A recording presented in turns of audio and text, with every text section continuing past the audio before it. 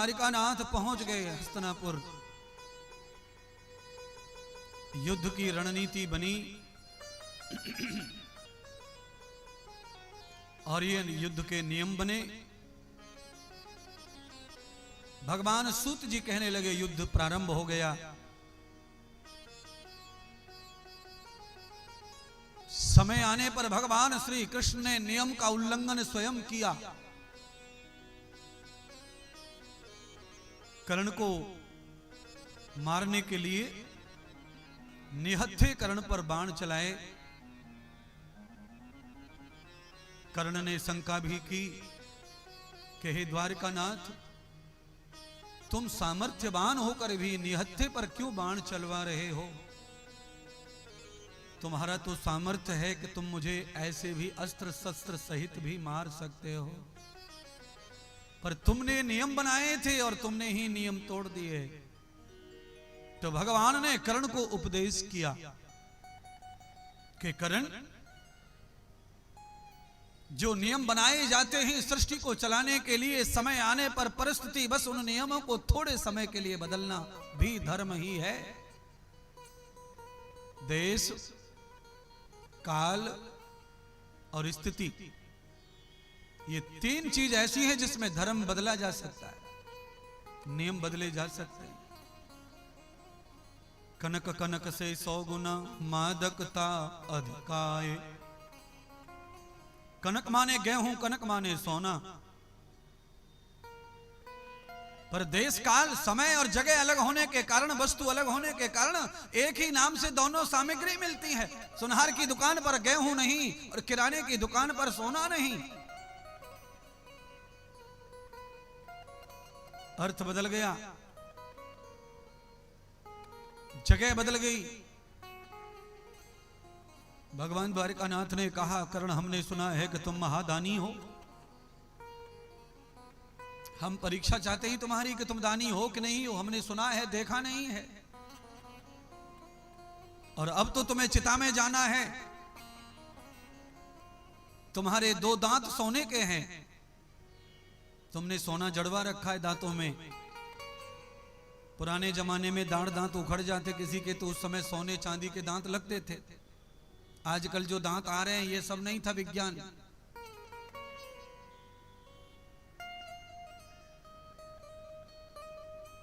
तो मैं चाहता हूं कि तुम मुझे ये दोनों दांत दे दो। कर्ण ने लहूलुहान शरीर में पत्थर उठाकर दांत तोड़ दिए और भगवान को समर्पित कर दिए। उसी समय भगवान द्वारिकानाथ ने कर्ण को सदगति दी है। महाराज, महाभारत में कौरवों के साथ युद्ध करने के बावजूद भी भगवान ने अपनी गति, अपने शरण दे दी कर्ण को। और इतिहास में लिख दिया कि दानी बहुत पैदा होंगे, पर तुम्हारे जैसा दानी कोई पैदा नहीं हो सकता, जो मृत्यु के समय अपने हाथ से उतार कर दे दे कान के कुंडल, पान की कांदलियां। आदमी मरता मर जाता है, पर अपने हाथ से इन चीजों का दान कर नहीं पाता है। बाद में तो उतारते ही हैं घर वाले, पर मेरी इच्छा क्या है कि घर वाले उतारें, उससे अच्छा है कि हम जीते जागते जागृत अवस्था में दान कर दें। अगर पता चल गया है कि मौत आ रही है, हम बिस्तर में पड़े हैं, डॉक्टर भी हाथ खड़े कर दिए हैं, 2-4 महीने का खेल बचा है, तो मुझे लगता है उतने टाइम में हमें भरपूर सत्कर्म कर लेना चाहिए।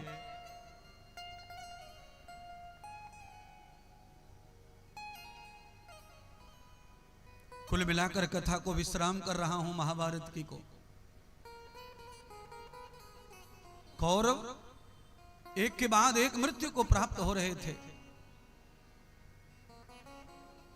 उसी समय भगवान अर्जुन का पुत्र अभिमन्यु खड़ा हो गया चक्रव्यूह के युद्ध के लड़ने के लिए। और चक्रव्यूह में नियम तोड़ करके कौरवों ने घेर के मार दिया।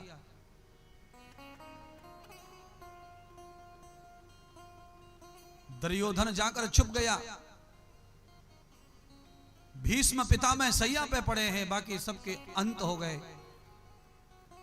दुर्योधन सरोवर में छुपा है, टांग टूटी पड़ी है भीम की गदा से। दुर्योधन को मृत्यु आ नहीं सकती, क्योंकि दुर्योधन को भी वरदान प्राप्त था। दुर्योधन जब एक टाइम में हंसेगा और रोएगा तो ही मरण आएगा। दुर्योधन को ऐसा समय ही नहीं आया।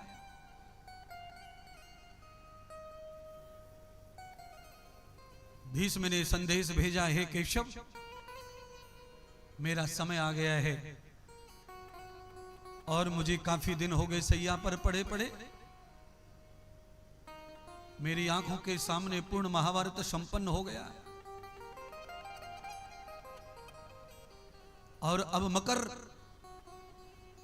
सूर्य राशि में प्रवेश हो रहा है। इस कारण मैं अब जाना चाहता हूं, उत्तरायण में मेरा उत्तम गति हो। केशव पधारो, मुझे दर्शन दो। अर्जुन को लेकर भगवान कृष्ण भीष्म के पास में पहुंचे और भीष्म से कहा, पितामह कहो, अंतिम क्या इच्छा है? तो पितामह कहने लगे, अंतिम इच्छा यह है कि एक तो मुझे मेरा पाप बता दो, बाणों की सैया पर सोने का, यह दुखद मृत्यु, इच्छा मृत्यु होने के कारण भी मैं क्यों सहन कर रहा हूं? मेरे कौन से जन्म का पाप है? भगवान ने 100 जन्म पहले की कथा भीष्म को सुनाई। भीष्म पितामह को कहा कि 100 जन्म पहले ऐसे ही युवराज राजा थे तुम, पर तुम्हारे अंदर एक आदत बहुत खतरनाक और गंदी थी, वो है शिकार करने की। शिकार खेलने जंगल में गए थे, देव योग से आज तुम्हें कोई शिकार नहीं मिला था, तो क्रोध में आवेग में आकर तुमने घोड़े को भगा दिया, अस्त्र शस्त्र फेंक दिए और जंगल से अपने महल की ओर पैदल चले आ रहे थे।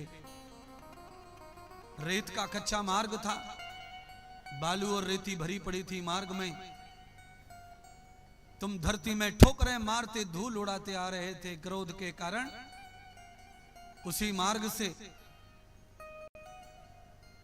एक कीड़ा गुजर रहा था, वो कीड़ा तुम्हारी जूती पर आया और तुमने जब उसे लात मारी तो वो फेंका गया तो जाकर करील में फंस गया। और जब कांटे भरे उस झाड़ में फंसा तो उसके अंग अंग में कांटे परोई गए। उन कांटों की पीड़ा के कारण 6 महीने में वो रो रो कर चीख चीख कर सूख सूख के मरा। जब से लेकर आज तक तुमने दोबारा कोई पाप नहीं किया है, पर नहीं पाप करने के बाद भी तुम ब्रह्मचारी योगी धर्मात्मा तपस्वी होकर के भी तुम्हारा वो पाप नष्ट नहीं हुआ है। आज उसी पाप का परिणाम है कि तुम बाणों की सैया पर हो। भीष्म के मन में पश्चाताप समाप्त हो गया। भीष्म ने कहा, जन्म जन्मों के पापों का अंत हो गया, चाहे मुझे मृत्यु कैसी भी आई है, पर मेरा जन्मों का पाप नष्ट हुआ, मैंने भोग लिया। अब केशव मेरी गति करो। अर्जुन से कहो कि बाण मारकर गंगा प्रकट कर ले और मुझे बाण गंगा प्रदान करे। आप कभी दिल्ली के क्षेत्र में जाएंगे तो गाजियाबाद, मुरादाबाद, मेरठ के बीच में गंगा मैया बह रही हैं। वहीं हस्तिनापुर है, वहीं कुरुक्षेत्र है, तो वहीं वाण गंगा भीष्म के मुंह में गंगा जल डाला गया और गंगा जल पीकर दर्शन करके अपनी माता का भीष्म ने अपने शरीर का त्याग कर दिया।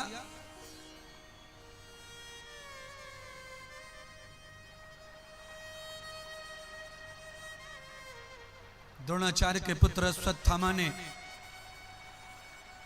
अपने पिता का बदला लेने के लिए योजना बनाई है और उस योजना के मध्य में भगवान को पता चल गया कि अश्वत्थामा बलवान है और उसके पास में ब्रह्मास्त्र है। ब्रह्मास्त्र के अंदर ये लक्षण होते हैं कि एक बार वो निकल गया तर्कस से तो फिर वो मार कर ही लौटता है, वापस नहीं आ सकता। क्रोध में और प्रतिशोध में बदले की भावना में अगर उसने ब्रह्मास्त्र छोड़ दिया, पांडवों का नाम लेकर तो पांचों पांडव मारे जाएंगे और मैंने द्रौपदी को जो वचन दिया है वो झूठा पड़ जाएगा। मैंने द्रौपदी को वचन दिया है कि तू सदा सौभाग्यवती रहेगी, तू पांचों पांडवों के सामने मृत्यु को प्राप्त होगी, पति तेरे सामने मृत्यु को प्राप्त नहीं होंगे, मैं हमेशा तेरे सुहाग की रक्षा करूंगा। और आज अश्वत्थामा ने ब्रह्मास्त्र चला दिया तो मुश्किल हो जाएगी। भगवान ने लीला कर दी, पांचों पांडव और द्रौपदी को लेकर भगवान गंगा नहाने के लिए निकल पड़े। चलो, तुमने इतनी सारी हत्याएं की हैं, महाभारत पूरा होगा, राज्याभिषेक होने का समय आ गया है, तो चलो गंगा नहाकर पवित्र कर लो अपने अंगों को। तुम्हारे हाथ खून में सने हैं। पांचों पांडव और द्रौपदी स्नान करने गंगा में गए। प्रातः उठकर गए हैं। द्रौपदी के 5 पुत्र महल में सो रहे थे।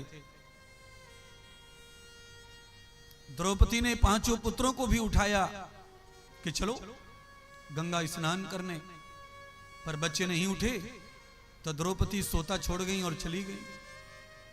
अश्वत्थामा को लगा कि आज महल में शांति है, लगता है सब सो रहे हैं। बच्चे एक ही जगह सोए हुए थे। अश्वत्थामा घुस गया महल में और 5 पांडव समझकर द्रौपदी के 5 पुत्रों का सर काट डाला और माला बनाकर हाथ में लटकाकर दुर्योधन के पास पहुंचा। लो मित्र, 5 पांडवों का सिर लाया हूं तुम्हारे लिए। दुर्योधन दंदना के हंसा। खुशी का ठिकाना नहीं था दुर्योधन का।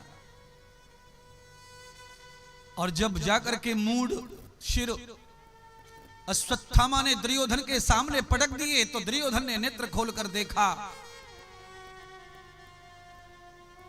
तो पांडवों के सिर नहीं थे, वो द्रौपदी के बाल पुत्रों के सिर थे। जैसे ही देखा कि द्रौपदी के 5 पुत्रों के सिर हैं, दुर्योधन के मन में भी ममता जाग कर आ गई। अरे मूर्ख अश्वत्थामा, प्रतिशोध की अग्नि में तू अपराध कर आया। ये पांडव नहीं है, ये तो द्रौपदी के बाल पुत्र हैं और तूने बड़ा अपराध किया। दुर्योधन रोने लगा। कहते हैं जब रोया, थोड़ी देर पहले हंस रहा था, एक ही समय हंसना और रोना किया, तत्काल दुर्योधन का मरण आ गया। दुर्योधन भी मुक्ति प्राप्त कर गया।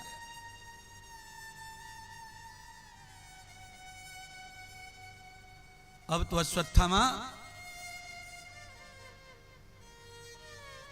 मूढ़ों को लेकर तांडव कर रहा है। 5 पांडव द्रौपदी सहित लौटे। गंगा नहाकर देखा घर में रक्त ही रक्त है। द्रौपदी गिर पड़ी, धरती पर रोने लगी। 5 पुत्रों की मां अचानक ऐसा हो जाए तो उसका हाल कैसा होगा। विहंग कृत्वाम देवस्य कृष्णो अनन्य भावे तव दुख ये वह। हे कृष्ण, हर समय तुम्हारी आज्ञा पालते हैं और तुम्हारे संग रहते हैं, तुम हर समय साथ हो, फिर ये दुख कैसे आया। सारी दुनिया कहती है कि भगवान की शरणागति जाने से कोई दुख नहीं आता, तुम तो हमारे साथ हो, सब दुखों से बचा कर लाए हो, पर इतना महान दुख तुमने कैसे दिया कृष्ण, कारण बताओ। तो कैसे समझाएं द्रौपदी को भगवान। भगवान ने कहा देखो द्रौपदी होनी को कौन टाल सकता है, कर्म का लिखा है, ये भोगना ही पड़ता है। अगर आज तेरे पुत्र जीवित होते तो आज तेरे पति जीवित नहीं होते, 5 को आज मरना ही था। पर भगवान ने एक बात छुपा ली द्रौपदी से कि मैंने तुझे वचन दिया था सुहागन का, उस कारण यह लीला हुई है, पर जो दंड तुम्हें मिलना चाहिए था वो दंड तो तुम्हें भोगना ही पड़ेगा। मेरी भजन करने से, मेरी भक्ति करने से तुम्हारे पाप समाप्त हो जाएंगे, ऐसा नहीं होगा। अवश्यम में भोक्तव्यम कर्ता कर्मम शुभा शुभम, कर्म चाहे अशुभ हो चाहे शुभ हो भोगना ही पड़ता है। पर हाँ, भगवान की भक्ति में, सेवा में, यज्ञ में, कथा में वो ताकत है कि कर्म को भोगने का टाइम आता है तो हमें फल प्राप्त होता है। कथा करने से, यज्ञ करने से, दान करने से, भजन करने से शक्ति प्राप्त हो जाती है। तो वो पाप का समय आता है, पाप के फल आते हैं, तो हंसते हंसते हम उन्हें भोग लेते हैं और हमें पसीना तक नहीं आता और वो सारा समय टल जाता है। इस आप ये शॉल ओढ़ के आती हैं, आप ये स्वेटर पहन के आते हैं, आपने जूते चप्पल पहने हैं, क्या इससे ठंडी खत्म हो जाएगी? ठंडी खत्म नहीं होगी, पर शरीर को ठंड लगना बंद हो जाता है। ठंडी रहती है, पर साधन उपयोग करने से उसका दंड शरीर को प्राप्त नहीं होता है। ऐसे ही अगर आप भक्ति को ओढ़ लेते हैं, धर्म को ओढ़ लेते हैं, दान को ओढ़ लेते हैं, यज्ञ को ओढ़ लेते हैं, परमात्मा को ओढ़ लेते हैं, उपवस्त्रम मसीह, धर्म को उपवस्त्र समझ लेते हैं, भगवान को उपवस्त्र समझ लेते हैं, तो आए हुए संकट, आई हुई विपत्तियां कहीं से कहीं चली जाती हैं। खेत में पानी लगाते समय आदमी छोटे छोटे रोके लगाते जाता है मिट्टी के फावड़े से, और थोड़े थोड़े कहीं कहीं निशान बना देता है, कहीं कहीं थोड़ी मिट्टी खींच देता है। थोड़ी मिट्टी खींचता है, जहां ऊंचा है वहां से मिट्टी उतार देता है, जहां नीचा है मिट्टी फेंक देता है, और कहीं पर मिट्टी की आड़ लगा देता है। पानी स्वयं अपने आप गति के अनुसार पूरे खेत को सींच देता है। ऐसे ही ये भागवत, ये कथा, ये यज्ञ, ये क्या है? ये बीच में रोड़े हैं, और ये जब रोड़े डल जाते हैं तो आने वाला जो दुख है वो इनसे टकराता है तो उसका हल्का प्रेशर हो जाता है, उसकी गति हल्की हो जाती है। और इसीलिए आपका जो गांव है ना, बीच में से रोड पड़ा हुआ है, कल मैं आया हूं, गांव में 5-6 जगह पर मोटी मोटी दीवारें बनाई हुई हैं। कारण क्या है? बच्चे घूमते हैं, घर दरवाजे रोड पर ही खुलते हैं, तेज स्पीड में गाड़ी चलेगी तो ये ब्रेकर जो है गाड़ी को स्लो रखेंगे, हादसा नहीं होगा। तो जैसे ब्रेकर बनाकर गाड़ी के हाथ से रुक जाते हैं, ऐसे ही धर्म का ब्रेकर लगा लो, पुण्य का ब्रेकर लगा लो, दान का, सेवा का, कथा श्रवण का ब्रेकर लगा लो। एक सनातनी होकर के एक सच्चे गुरु के शिष्य बन जाओ, ऐसे ब्रेकर लग जाएंगे। आने वाला तूफान के प्रेशर से जो कष्ट होगा वो इतना स्लो हो जाएगा कि हल्का सा झटका दे करके निकल जाएगा, तुम्हें तकलीफ नहीं होगी। इसीलिए सत्कर्म करते रहो, सत्कर्म करते रहो। कमरे में हीटर चला के सोते, रात भर आनंद आता है। घर के बाहर देखो तापमान, घर के बाहर देखो तापमान, अंधाधुंध ठंड पड़ रही है, पर कमरे में नहीं लग रही ना। कमरे में ठंड रुक गई होके भी नहीं लग रही है, एहसास नहीं हो रहा। हीटर की बदौलत, हीटर साधन है, ये कथा साधन है तरने का, ये यज्ञ साधन है तरने का, ये सेवा साधन है तरने का। और गुरु भगवान अगर जीवन में तुम्हारे गले में कटी है गुरु मंत्र की, तो सबसे बड़ा साधन है। जो पालतू हो गया वो फालतू कहीं पिटता नहीं है, पिटता नहीं है महाराज। और जो फालतू घूम रहे हैं, आदमी कहीं भी रोरा मार देता उठा के पत्थर, ईंट। और जो पालतू है, अरे भैया इसको मत मारो, ये फलाने का कुत्ता है, बेल्ट पड़ी है गले में ना, पट्टा पड़ा है पालतू का, फलाने का, लोग डरते मारने से। तो वही कह रहा हूं, गुरु का पालतू हो जाओ और गुरु के पालतू हो जाए। है गाय को निभाना है, पितरों को निभाना है, बुजुर्गों को निभाना है, सारी जिम्मेदारी ग्रस्त के ऊपर ही है देश की। इसलिए जिम्मेदारियों में जाने से पहले अपने आप को पावरफुल बना लो, ताकतवर बना लो। हमारे सनातन की गूगल पे सर्च करके देखो, हिंदू धर्म में गुरु बनाने की उम्र क्या है, कितनी होनी चाहिए? हिंदू धर्म में जनेऊ पहनने की उम्र क्या है, क्षत्रिय की, वैश्य की, ब्राह्मण की? गुरु बनाने के लिए उम्र क्या होनी चाहिए, क्या परंपराएं रही हैं सनातन की? एक बार गूगल पे सर्च करो, दिमाग लड़ाओ। दिन भर गंदगी देखते रहते हो, कभी कभी अच्छी अच्छी चीजों का भी सर्च किया करो। कोई 60 साल का बैठा है, कोई 65 का, कोई 70 का, पर गुरु अभी तक बनाया नहीं है। किसी साधु के चरणों में अभी तक अच्छी तरह से झुके नहीं है। हाँ बाबा आया है, प्रणाम कर लो, हो गया, चलो। बाबा आया है प्रणाम कर लो, हो गया, चलो केवल प्रणाम कर लो, बाबा आया है, इतने से नहीं काम चलेगा।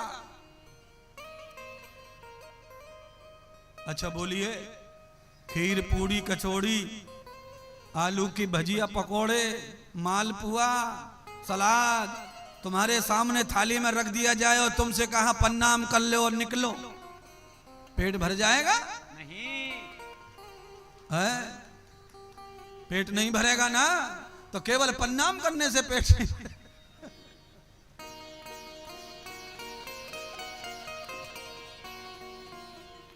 है? आप सोच रहे होंगे किस बात पे हंसी आ गई है। ये जो शब्द है बिहारी शब्द बोल रहा हूं प्रणाम, इसके लिए हंस रहे छोरे कि गुरुजी तो सीख गए, 2 ही दिन हुए गुरुजी को बड़ी जल्दी पानी लग गो बिहार को। मुझे तो 24 घंटे में ही लग जाए महाराज, किसी भी राज्य में चले जाऊं मैं तो वहीं का हो जाता हूं, वहीं का गाता हूं, वहीं का बजाता हूं। पानी तो बहुत लग गया। पानी अच्छा है तुम्हारे गांव का, गोरा निकल गया मेरा चेहरा, नहीं तो काल हो मैं तो।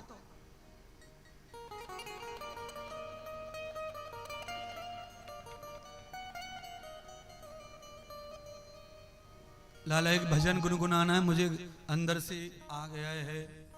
बोलिए सतगुरुदेव भगवान की जय हो। कि जाएगा जब यहां से कुछ भी न साथ होगा,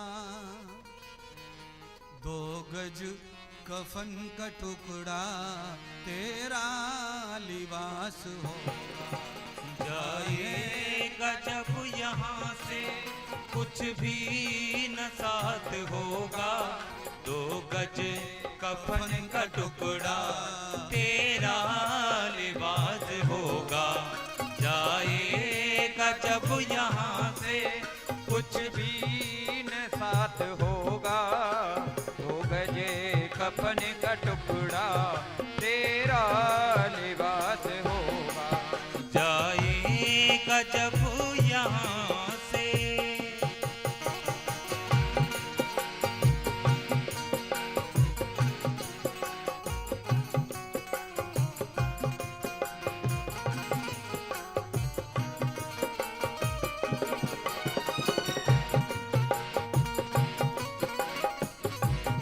मीठी मीठी तालियों से सेवा करते हुए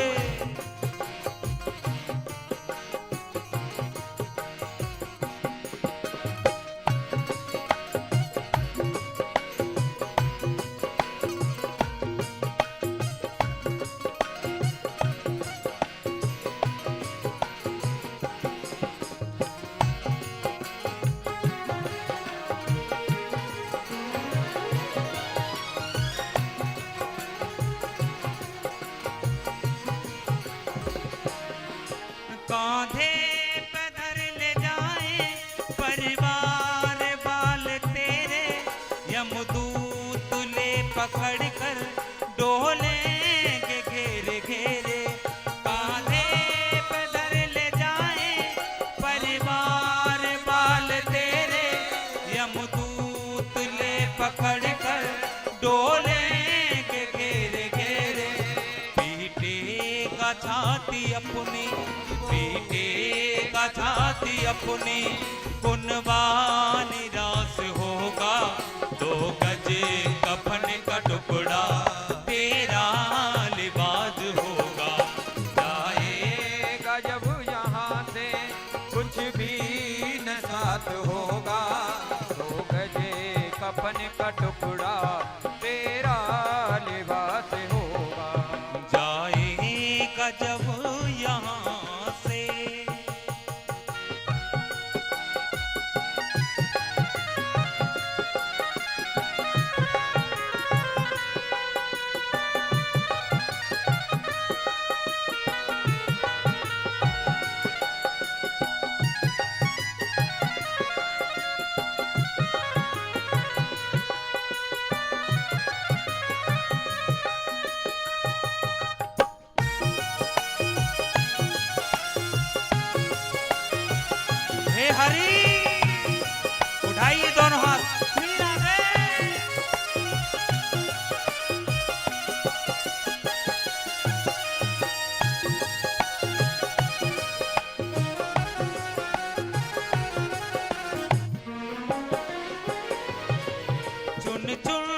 के लकड़ियों में रख दे तेरे बदन को, आकर के झट उठा ले महतर तेरे कफन को।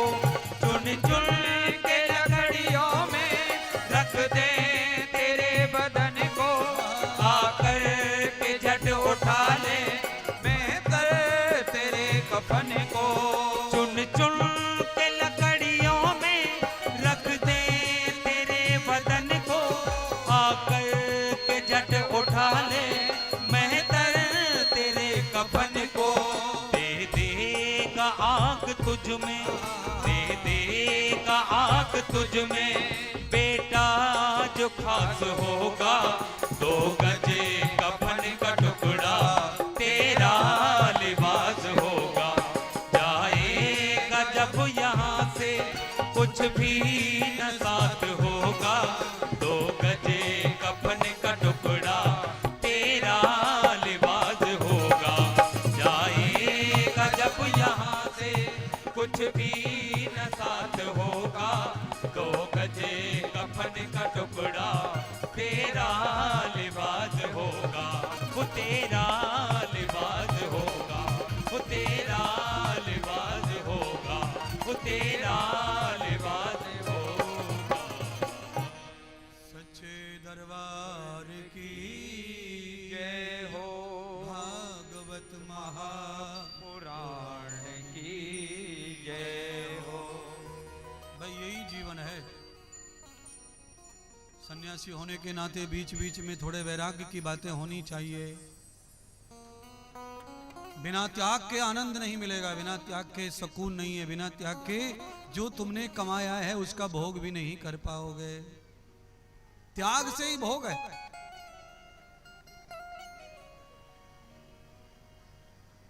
अर्जुन और भीम दोनों द्रौपदी की शांति के लिए अश्वत्थामा को पकड़ लाए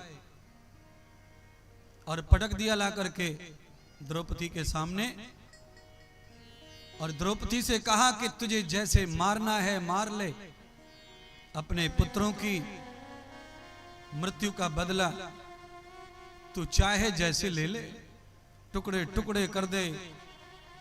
भगवान कृष्ण ने द्रौपदी को समझाया, देखो बहन, ये गुरुपुत्र है और साथ में ये ब्राह्मण है, वेदों का जाता है, वीर है, योद्धा है, बलवान है। उसने जो गलती की है वो तो अपने पिता के बदले में की है, वो तो उसका हक है। अपने पिता के प्रतिशोध का लेने का हक है, जैसे पुत्र को कल्याण का हक है, आग लगाने का हक है, उसकी संपत्ति का हक है, ऐसे ही पिता की मारने वाले का बदला लेने का हक है। पर आज अगर अश्वत्थामा को तेरे पतियों ने या तूने मार दिया तो जन्म जन्म के लिए महाभारत लिखे जाएंगे, कथा लिखी जाएंगी, तो गुरु पुत्र को मारने का अपराध तेरे पतियों पे मर जाएगा। इसलिए द्रौपदी, अश्वत्थामा को जिंदा छोड़ दो और तेरे पुत्र को मारने वाला जो विचार अश्वत्थामा है उसे मार डालो। समझ नहीं पाए पांडव और द्रौपदी भगवान क्या कहना चाहते हैं।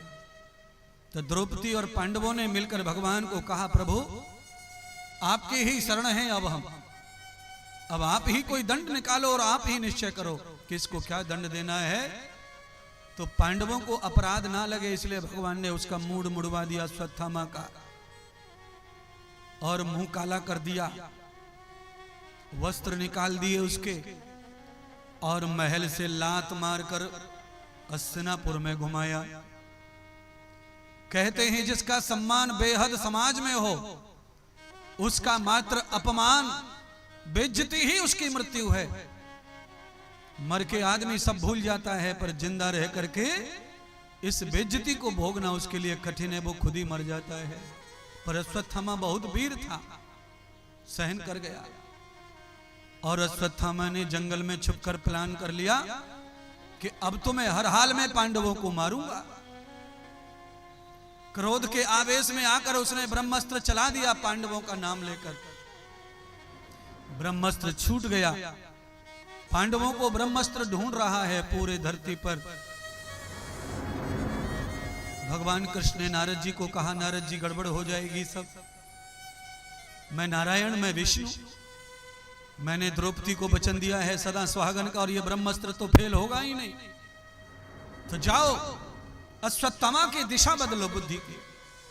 नारद जी आए, नारद जी ने अश्वत्थामा से कहा कि तुमने ब्रह्मास्त्र तो छोड़ दिया पांडवों को मारने के लिए, पर उनका रक्षक कृष्ण है, और कृष्ण देवकी नंदन नहीं, यशोदा नंदन नहीं है। अश्वत्थामा, कृष्ण ब्रह्म है, परमात्मा है, और ब्रह्मास्त्र को वो बदल लेंगे तो ब्रह्मास्त्र का अपमान हो जाएगा, और ब्रह्मास्त्र जब अपमानित हो जाता है तो छोड़ने वाले को ही ढूंढ के मार डालता है, तेरी मृत्यु हो जाएगी। इसलिए तू ब्रह्मास्त्र की दिशा बदल दे, अभी तेरे हाथ में ही है सब कुछ। अश्वत्थामा ने कहा कि अब मैं क्या करूं, अपनी मृत्यु से भयभीत हो गया अश्वत्थामा। तो नारद जी ने कहा कि पांडव तो 10-5 साल में बुजुर्ग हो गए हैं, मर ही जाएंगे, पर उनके घर में अभिमन्यु की पत्नी उत्तरा गर्भ से है, अगर उसके गर्भ से पुत्र पैदा हो गया तो पांडवों के शासन को संभालने वाला राजा आ जाएगा, तो क्यों न तुम उधर अपने ब्रह्मास्त्र को भेज दो। नारद जी जानते थे कि परीक्षित की मृत्यु है नहीं, उत्तरा के गर्भ में जो बालक है उसकी रक्षा कृष्ण करने का वचन दे चुके हैं। ब्रह्मास्त्र की दिशा मोड़ दी, उत्तरा के महल की ओर। उत्तरा के गर्भ को आकर ब्रह्मास्त्र लगा, उत्तरा चीखने लगी, चिल्लाने लगी, रोने लगी। रोते रोते उत्तरा के मुंह से न सास का नाम निकला, न ससुर का, न पति का।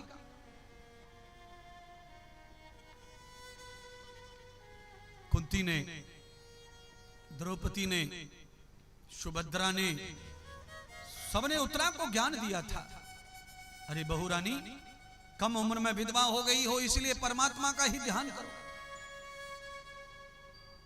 कम उम्र में विधवा होने के बाद में पुनः पुनः विवाह करने से अच्छा नहीं है, परमात्मा के शरणागति हो जाओ। और जब कभी संकट आए, विपत्ति आए, तो उस द्वारका नाथ को ही भजो।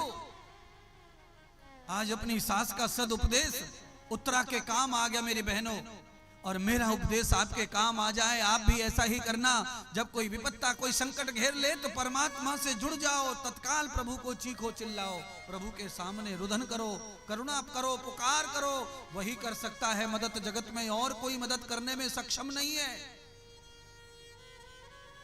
वही एम्बुलेंस भेज देंगे, वही डॉक्टर भेज देंगे, सब कुछ लीला वही कर सकते हैं।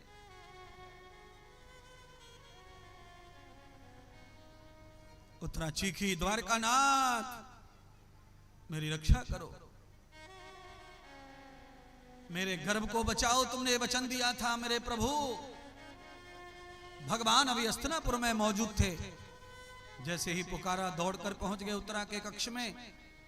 कहा, पुत्री क्या हो गया है, क्यों रो रही हो, क्यों पीड़ा है। उत्तरा ने कहा, मेरे गर्भ में जलन हो रही है, आग लग रही है, मेरा पेट दुख रहा है, ना जाने क्या हुआ है, मेरे बच्चे को बचाओ, मेरे बच्चे को बचाओ, आपने आशीर्वाद दिया था। भगवान धर्म संकट में पड़ गए। पुत्री तेरे बच्चे को तो मैं नहीं मरने दूंगा, पर तेरे गर्भ में प्रवेश कैसे करूं, वहां तो इंद्री से जाना पड़ता है, और मैं आज तक इतनी बार अवतार लेकर आया हूं, पर मैं कभी गर्भ में गया नहीं, कभी इंद्री से मेरा जन्म नहीं हुआ, और तू तो मेरी पुत्री है, मैं कैसे तेरे अंगों का निरीक्षण करूं। तो भगवान कहते हैं, देवी मुझे धर्म संकट में मत डालो।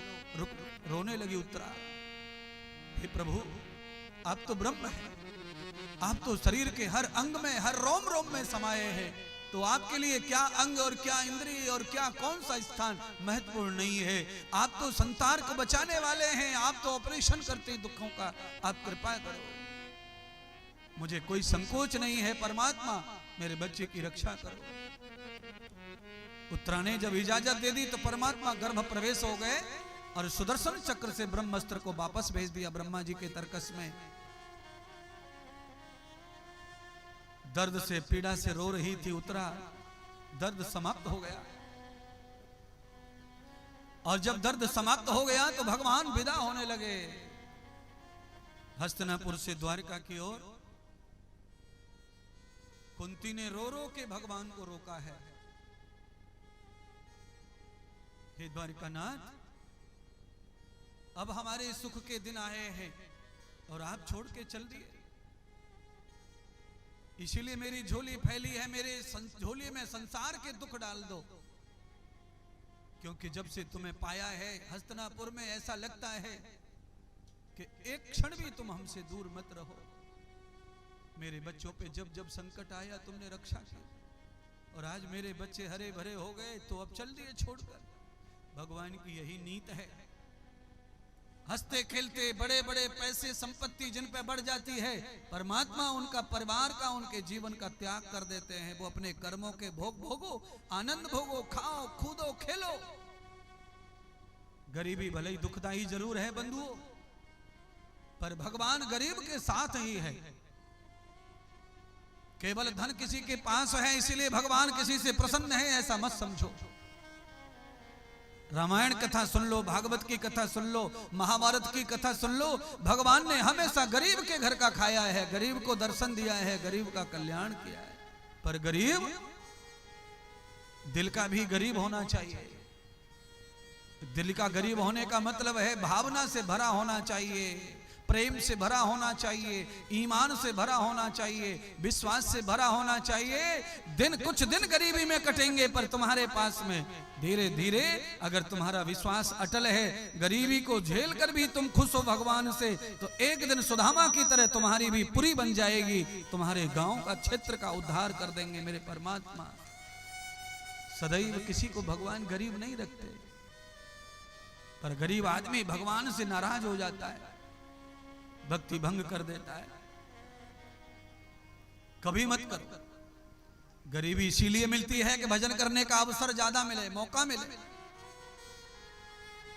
धनवान हो जाओगे, माया हो जाएगी, तो काम भी बढ़ जाते हैं, और काम इतने बढ़ जाते हैं कि भजन करने का टाइम ही नहीं है। पांडाल में कथा में आप देख लेना, सामान्य वर्ग के लोग ही आएंगे, जो बड़े बड़े लोग पैसे वाले पड़े हैं वो कथा तक नहीं पहुंच पाएंगे। भगवान उनका धर्म छिना ही लेते, सत्कर्म छिना लेते, उन्हें सौभाग्य नहीं देने देते परमात्मा। एकदम गरीब या मिडिल फैमिली आएंगी कथा में, यज्ञ में भी वही बैठेंगे, देख लेना आप। कोई बड़े लोग होंगे, चंदा बंदा भिजवा देंगे, रसीद कटवा देंगे, पर यह सौभाग्य उन्हें नहीं मिलेगा। क्यों? क्योंकि अगले बार उन्हें गरीब होना है, तो आज से ही परमात्मा उनकी लाइन लगा देते हैं। धीरे धीरे धीरे धीरे गरीब होने के कगार पर जाना है, और फिर जूझना है गरीबी से अगले जन्म में। फिर आएगा कथा में, फिर आएगा दान, फिर आएगा पूजा, फिर आएगा भजन, सब कुछ फिर धीरे धीरे होगा।